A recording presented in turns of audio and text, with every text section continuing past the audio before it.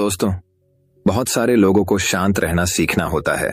उन्हें मौन रहने के पीछे का रहस्य जानना होता है, जिस वजह से आज की यह कहानी शांत रहने के फायदे और शांत रहना क्यों जरूरी होता है, इसके ऊपर है। दोस्तों, कहानी की शुरुआत कुछ इस प्रकार होती है। पहली कहानी, बोलना ही हमें अपने भीतर की ओर लौटने नहीं देता। आश्रम के सभी बच्चे जब दूसरे कामों में लगे होते थे तो एक बच्चा एक कोने में बैठा चुपचाप अपने आप में खोया रहता था। वो अक्सर किसी से ज्यादा बात नहीं करता था। आश्रम की सभी जिम्मेदारियां पूरी करने के बाद जहां सभी बच्चे पूरे दिन की घटनाओं की चर्चा करने लगते हैं, वहीं पर वो शांत रहने वाला बच्चा एक बरगद के पेड़ के नीचे बैठकर ध्यान करने लगता। सभी बच्चों को आश्चर्य होता था क्योंकि उसका कोई दोस्त नहीं था। वो अवसर आश्रम में अकेला ही घूमता रहता था। ये देखकर उसके गुरु को बड़ी प्रसन्नता होती थी। उसे लगता था कि कोई तो है आश्रम में जो मौन यानी कि चुप रहने की ताकत को समझता है, उसके महत्व को समझता है। आश्रम के बारे में जब भी कोई जरूरी निर्णय लेना होता उसकी राय जरूर लिया करते थे, लेकिन यही बात गुरुजी के एक दूसरे शिष्य को बड़ी खटकती थी, क्योंकि वो गुरुजी का प्रिय शिष्य बनना चाहता था। इसीलिए वो गुरुजी के सामने दूसरे बच्चों के कामों में कुछ न कुछ कमियां निकालता रहता था, जिससे गुरुजी उसे महान समझने लग जाए। अक्सर वो अपनी जिम्मेदारियां पूरी तरह से निभाने का दिखावा भी करता, चाहे उससे कोई सलाह ना भी मांगे, लेकिन फिर भी वो उन्हें अपनी सलाह देता रहता था। वो बहुत ही बातूनी शिष्य था और आश्रम के दूसरे सभी बच्चों में बहुत प्रसिद्ध भी था, क्योंकि वो सबसे हंसी मजाक करता रहता था, उनसे दिन भर बातें करता रहता था। इसीलिए उसकी सबसे दोस्ती हो गई थी। लेकिन जब आश्रम के गुरु उसकी राय ना लेकर दूसरे बच्चे की राय लेते थे तो ये बात उसे बड़ी खटकती थी। उसे ये लगता था कि वो उस दूसरे बच्चे से ज्यादा बुद्धिमान है, लेकिन गुरुजी फिर भी उसकी तरफदारी करते हैं। ऐसा नहीं था कि गुरुजी को बातूनी शिष्य के स्वभाव के बारे में पता नहीं था, लेकिन गुरुजी उसे अपने तरीके से सीख देना चाहते थे, ताकि उसकी ज्यादा बोलने की आदत, दिखावा करने की आदत, दूसरों में कमियां निकालने की आदत हमेशा हमेशा के लिए खत्म हो जाए और वो मौन रहकर ध्यान की गहराइयों को छुपाए। असल में हर सच्चे गुरु की यही इच्छा होती है। वो किसी तरीके से उस बातूनी शिष्य को एहसास कराना चाहते थे कि चुप रहने से ही उसे असीम सत्य को जाना जा सकता है। उस विराट का एहसास चुप होकर ही किया जा सकता है। एक दिन गुरुजी को एक तरीका सूझा। उन्होंने आश्रम के सभी बच्चों को अपने पास बुलाया और कहा कि मैं तुम सभी को दो दो हिस्सों में बांटकर अलग अलग गांवों में भिक्षा मांगने के लिए भेज रहा हूं, और जो भी दो बच्चे सबसे ज्यादा भिक्षा मांगकर लाएंगे उन दोनों को आश्रम की सभी जिम्मेदारियां निभाने का मौका दिया जाएगा। अपनी बात जारी रखते हुए गुरुजी ने बताया कि भिक्षा मांगने से हमारा अहंकार खत्म होता है, इसीलिए हर शिष्य पूरे मन से भिक्षा मांगे। कोई भी इस काम को औपचारिकता में ना लें, वरना तो वो अपने जीवन का बहुत बड़ा ज्ञान खो देंगे। आश्रम के गुरुजी ने जानबूझकर बातूनी शिष्य और चुप रहने वाले शिष्य की जोड़ी बना दी। बातूनी शिष्य के मन में सिर्फ एक ही बात चल रही थी कि इस बार उसे मौका मिला है और इस बार वो गुरुजी को दिखा देगा कि वो चुप रहने वाले शिष्य से कितना ज्यादा प्रतिभावान है। दोनों शिष्यों ने आपस में अपनी सहमति से निर्णय लिया कि दोनों गांव के अलग अलग जगह से भिक्षा मांगना शुरू करेंगे, ताकि भिक्षा मांगने का काम जल्दी खत्म किया जा सके। चुप रहने वाला शिष्य हर द्वार पर जाकर अपने हाथ जोड़कर अपना भिक्षा का पात्र उनके सामने कर देता। उसके चेहरे पर एक सादगी और उसकी आंखों में एक एकांत होता था, जिससे भिक्षा देने वाले उसे भिक्षा देकर अपने आप को अनुग्रहित समझते थे। वहीं पर दूसरा बातूनी शिष्य हर द्वार पर जाकर उनको कुछ न कुछ ज्ञान देने लगता था, जिससे ज्यादातर लोग उसे बिना भिक्षा दिए ही लौटा देते थे। पूरे गांव में भिक्षा मांगकर जब दोनों गांव के बीच में मिले तो बातूनी शिष्य ने देखा कि चुप रहने वाले शिष्य के पास उससे दुगनी भिक्षा थी। ये देखकर उसे मन ही मन बहुत ठेस पहुंचा। लेकिन जब वो दोनों भिक्षा का सामान लेकर आश्रम की तरफ जा रहे थे, तब बातूनी शिष्य को एक चालाकी सूझी। उसने चुप रहने वाले शिष्य से कहा कि हमें अपनी भिक्षा एक ही थैले में डाल लेनी चाहिए। गुरुजी ने हम दोनों को एक साथ भिक्षा लाने के लिए कहा था। चुप रहने वाले शिष्य ने बिना कुछ बोले अपनी सारी भिक्षा उसके थैले में डाल दी। बातूनी शिष्य मन ही मन बहुत खुश हो रहा था कि अब गुरुजी को यह पता नहीं चलेगा कि ज्यादा भिक्षा हम में से किसने मांगी। उसे लग रहा था कि गुरुजी मुझे इससे कम प्रतिभावान समझेंगे, इसीलिए उसने ये तरकीब लगाई सभी शिष्यों के आने के बाद संध्या के समय जब सभी की भिक्षा तो ली गई, तो इन दोनों शिष्यों की भिक्षा सबसे ज्यादा निकली। गुरुजी ने इन दोनों का अभिवादन करते हुए आश्रम के सभी बच्चों के सामने उनकी पीठ थपथपाते हुए उन्हें मुबारकबाद दी और कहा कि मैं आश्रम का कार्यभार तुम दोनों को नहीं सौंप सकता। इससे आपसी मतभेद होने का खतरा रहता है। इसीलिए तुम दोनों में से जो ज्यादा भिक्षा लेकर आया है, आश्रम की जिम्मेदारी उसे ही सौंपी जाएगी। जब उन्होंने उनसे पूछा कि तुम में से ज्यादा भिक्षा कौन मांग कर लाया था, तो बातूनी शिष्य ने कहा कि गुरुजी में इससे दुगनी भिक्षा मांग कर लाया था, लेकिन मुझसे गलती हो गई कि मैंने वो दोनों भिक्षा एक ही थैले में डाल ली।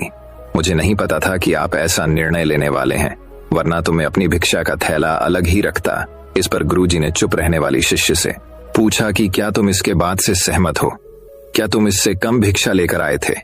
ये सुनकर चुप रहने वाले शिष्य ने कहा कि गुरुजी, मेरे पास ऐसा कोई साधन नहीं है जिससे मैं ये साबित कर पाऊं कि मैं इससे ज्यादा भिक्षा लेकर आया था। असल में ये उल्टा बोल रहा है। दुगनी भिक्षा में लेकर आया था, ये मुझसे आधी भिक्षा लेकर आया था और इसी ने ही मुझसे भिक्षा एक थैले में डालने की बात कही थी। आश्रम से कुछ दूरी पर एक पहाड़ी थी जिसके पीछे सूरज अभी अभी संध्या के समय ढल रहा था। गुरुजी को तो पता था कि सच कौन बोल रहा है, लेकिन बाकी बच्चों के सामने सच साबित करने के लिए उन्होंने उन दोनों से एक सवाल पूछा कि पीछे पहाड़ी पर तुम्हें क्या दिखाई दे रहा है? यह सुनकर वाचाल शिष्य झट से बोल पड़ा कि गुरुजी, पहाड़ी के पीछे सूरज अपना रंग बिखेर रहा है, आसमान में लालिमा छाई हुई है, ये बहुत ही सुंदर दृश्य है। वो तो और भी बहुत कुछ कहना चाहता था, लेकिन गुरुजी ने उसे चुप करते हुए दूसरे शिष्य से जवाब जानने के लिए जब उसकी तरफ देखा तो उसकी आंखों में आंसू भरे हुए थे। श्रद्धा, भक्ति और प्रेम से उसकी आंखें भर आई थीं। गुरुजी को उससे पूछने की जरूरत ही नहीं पड़ी। गुरुजी ने सभी बच्चों को संबोधित करते हुए कहा कि मैंने सवाल किया था कि पहाड़ी के पीछे तुम्हें क्या दिखाई दे रहा है। ज्यादातर लोगों को यही दिखाई देगा कि एक बहुत सुंदर दृश्य है, लेकिन मजे की बात यह है कि इस सुंदरता बोलकर नहीं बताई जा सकती, उसे महसूस किया जा सकता है और सामने वाला उस सुंदरता को आपकी आंखों में देख पाता है। चुप रहने वाले शिष्य की तरफ इशारा करते हुए गुरुजी ने कहा कि असल में सुंदरता इसी बच्चे ने देखी है। दूसरे बच्चे ने सिर्फ सुंदरता की उपव्याख्या की है, लेकिन इसने वास्तविकता में उस सुंदरता को महसूस किया है। अपने आप को ऊंचा दिखाने की सभी कोशिशें नाकाम होती। देख, वाचाल शिष्य वहीं पर फूट फूट कर रोने लगा।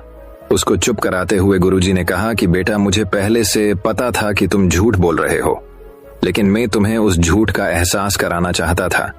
सभी बच्चों को संबोधित करते हुए गुरुजी ने बताया कि शब्द जाल की तरह होते हैं। हमारे ज्यादा बोलने की वजह से बहुत सारी समस्याएं पैदा होती है। जब कोई आदमी एक बात को बढ़ा चढ़ाकर बोल देता है तो उसे सिद्ध करने के लिए वो शब्दों के जाल में फंसता चला जाता है और इसी वजह से अंतर्मुखी होने की बजाय वो बहिर्मुखी होता चला जाता है। वहीं पर जिस भी व्यक्ति को अपनी अंतर यात्रा करनी होती है, उसे सबसे पहले चुप रहना सीखना होता है। जरूरत से ज्यादा बोलना या फिर हर वक्त बोलते ही रहना, ये सब हमारी अंतर यात्रा में बाधा बन जाती है। जब आप चुप रहने का अभ्यास करते हैं तो आप अपने साथ वक्त बिताने लगते हैं, जिससे कि आप अपने एकांत को जान पाते हैं।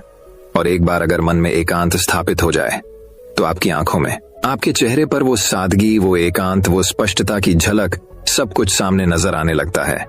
कुछ साबित करने को नहीं रह जाता, कुछ बताने को नहीं रह जाता, सब कुछ आंखों में देखा जा सकता है।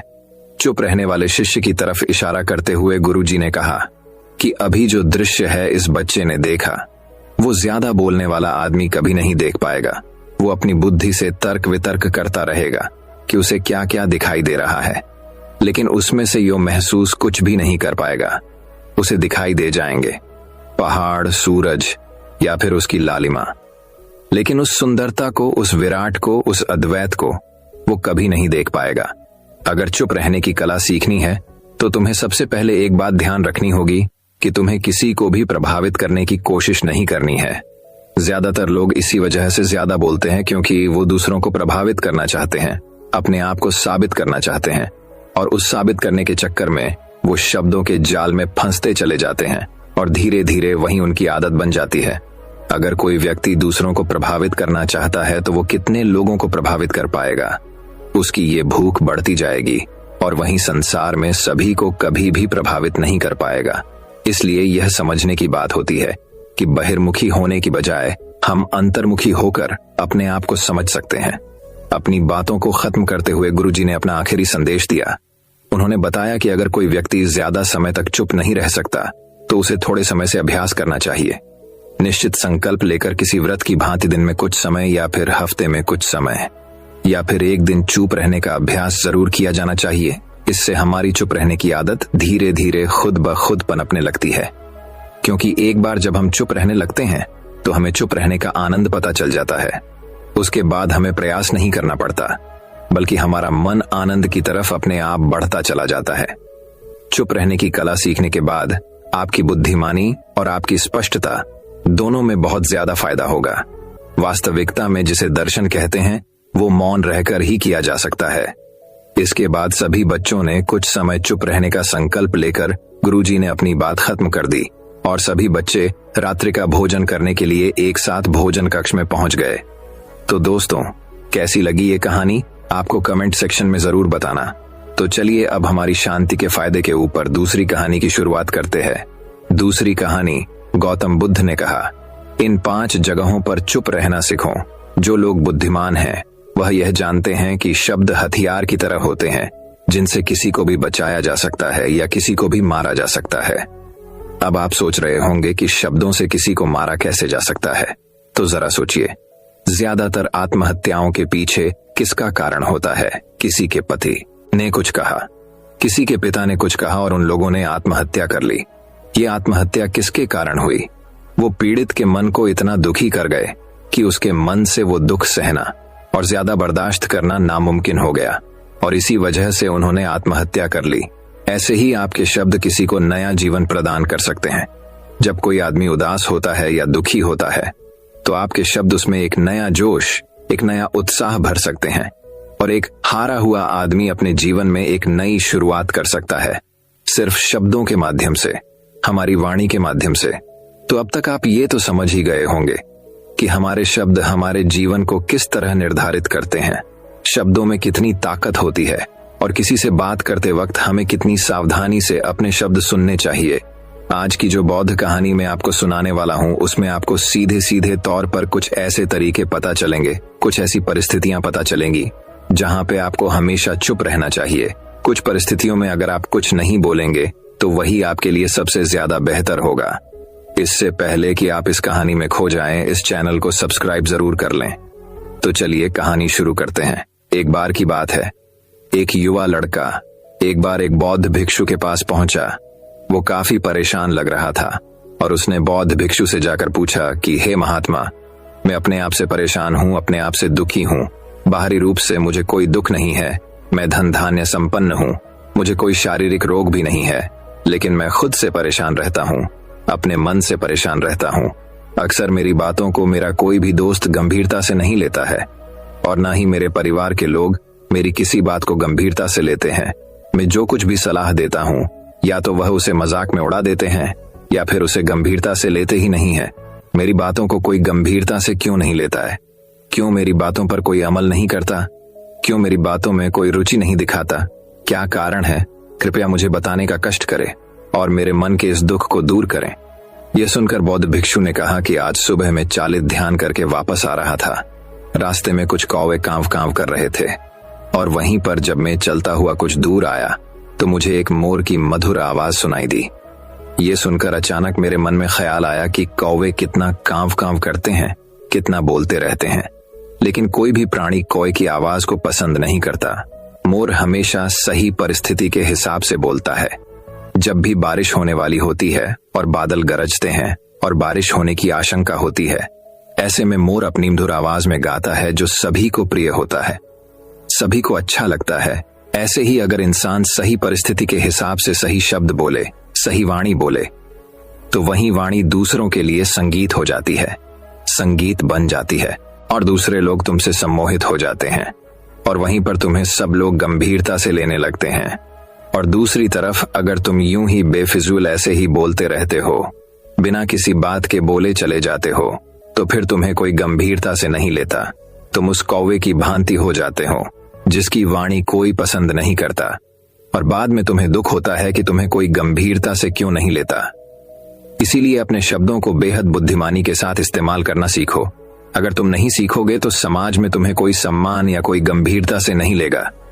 यह सुनकर वो युवा लड़का बोला कि हे महात्मा, मैं जानता हूं कि मैं ज्यादा बोलने की बीमारी से ग्रस्त हूं, मुझे इतना नहीं बोलना चाहिए, लेकिन मैं अपने आप पे काबू नहीं रख पाता और न ही मैं इतना बुद्धिमान हूं कि मैं अपने शब्दों को नाप तोल कर बोल सकूं। मैं तो किसी से बात करते वक्त इतना सोचता भी नहीं कि मुझे अपने शब्द किस तरह इस्तेमाल करने हैं।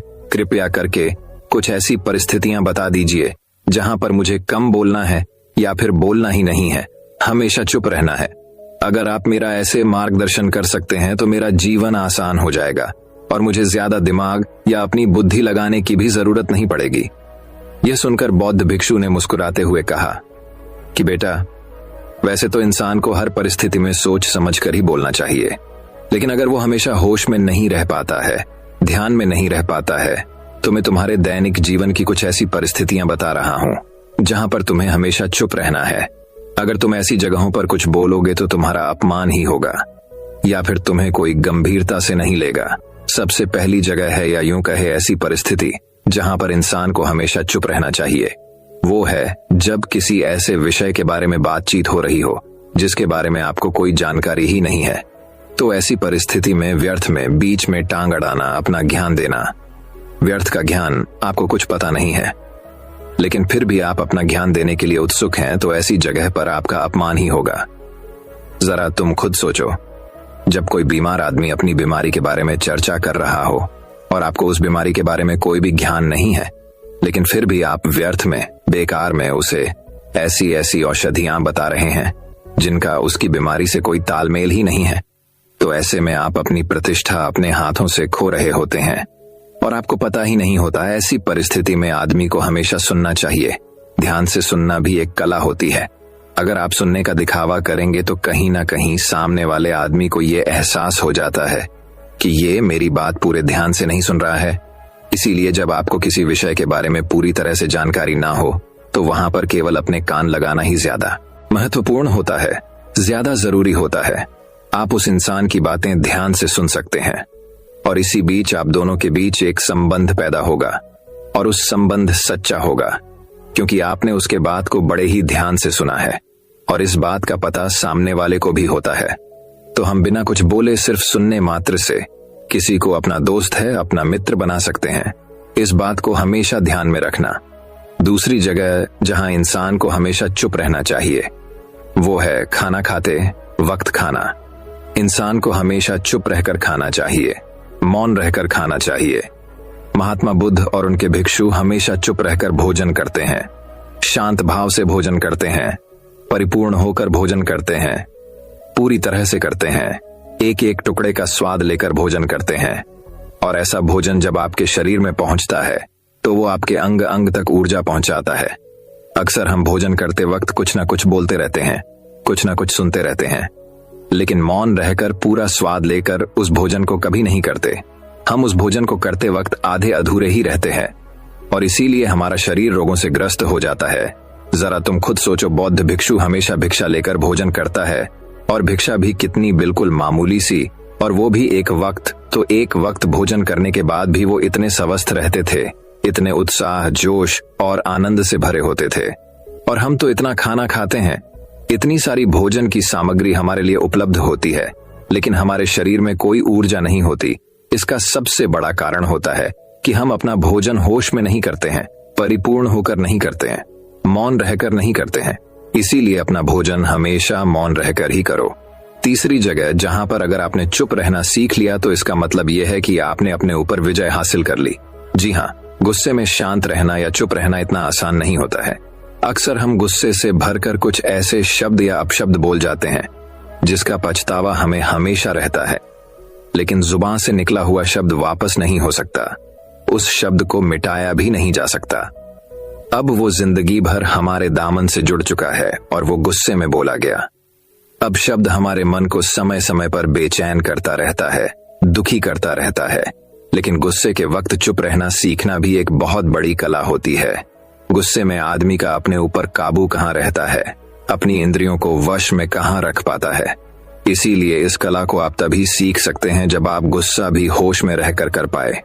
जब भी आपको गुस्सा आए, आपके दिमाग में सिर्फ एक ही बात आए कि मुझे चुप रहना है, मुझे किसी से कुछ गाली गलौच नहीं करना, किसी को कोई अपशब्द नहीं बोलना। और जब ये विचार गुस्से के साथ जुड़ जाता है और धीरे धीरे ये आदत बन जाता है, तो आप अपने गुस्से को भी काबू में करना सीख जाते हैं। जब भी कभी गुस्सा आए तो किसी को कुछ बोलने की बजाय कुछ शारीरिक व्यायाम करना शुरू कर दो। उछलना, भागना, दौड़ना, जिम करना, कुछ भी आप ऐसा व्यायाम कर सकते हो जिसमें आपका शरीर थक जाए। आप पाएंगे कि जब आपका शरीर थक जाता है तो आपका मन भी शांत हो जाता है। आपने उस गुस्से की ऊर्जा को एक सकारात्मक रूप दे दिया। और यही बुद्धिमान व्यक्ति की पहचान होती है, जो दूसरों के तानों से भी अपना घर बना लेता है, अपनी कामयाबी के रास्ते निकाल लेता है। वही सच में बुद्धिमान आदमी है, जो जहर को भी दवा बनाकर इस्तेमाल करना सीख जाए। वही असली बुद्धिमान होता है। चौथी जगह, जहां आप चुप रहेंगे तो आपके लिए वही सबसे ज्यादा बेहतर होगा, वही आपको सम्मान दिलाएगा। चौथी जगह है जब चार लोग आपस में बैठकर बातें कर रहे हो, कोई बैठक कर रहे हो, तो वहां पर जब चार लोग बात कर रहे होते हैं तो चारों लोग एक साथ तो बात कर नहीं सकते। एक बार में एक व्यक्ति बोलेगा और तीन सुनेंगे, तभी वो बैठक कामयाब हो पाएगी, तभी वो चर्चा सही रूप में आगे बढ़ पाएगी। लेकिन अगर कोई आदमी ऐसा बैठा हुआ है जो बीच में ही दूसरे की बात काटकर अपनी बात को ऊपर रखना चाहता है, तो ऐसे में वो चर्चा या वो बैठक आपको कहीं नहीं पहुंचाएगी और चारों लोगों के बीच आप सबसे मूर्ख कहलाओगे। अगर आपको अपनी बात कहनी है तो सामने वाले को अपनी बात पूरा करने दो, उसके बाद अपने विचार रखो। यही एक भद्र पुरुष या फिर कहीं अच्छे आदमी की पहचान होती है। और आखिरी जगह, अगर हमारे माता पिता हमें कुछ कह देते हैं, हमारे बड़े बुजुर्ग हमें किसी बात पर डांट देते हैं या हमें थप्पड़ भी मार देते हैं, तो ऐसी जगहों पे आपका चुप रहना ही उनके प्रति सम्मान दिखाएगा, उनके प्रति आदर का भाव व्यक्त होगा। अगर आप उनके सामने उनका विरोध कर देते हैं, उनका प्रतिरोध कर देते हैं, तो वो गुस्सा तो थोड़ी देर बाद शांत हो जाएगा, लेकिन वो कही गई बात, वो विरोध किया हुआ शब्द या फिर कुछ भी उल्टा सीधा हमेशा आपके मन को सताएगा। और आपके माता पिता को हमेशा यही लगेगा कि आज ये हमारी इज्जत नहीं करता, आज ही हमारी बात नहीं मानता, क्योंकि ये कमाने लग गया है, ये बड़ा आदमी बन गया है। ऐसी ऐसी बातें उठेंगी, ऐसे ऐसे तंज कसे जाएंगे। इसीलिए ऐसी जगह पे आप मौन रही है, चुप रहिए, कुछ मत बोलिए, अपने गुस्से को अपने अंदर ही पी लीजिए, कुछ व्यायाम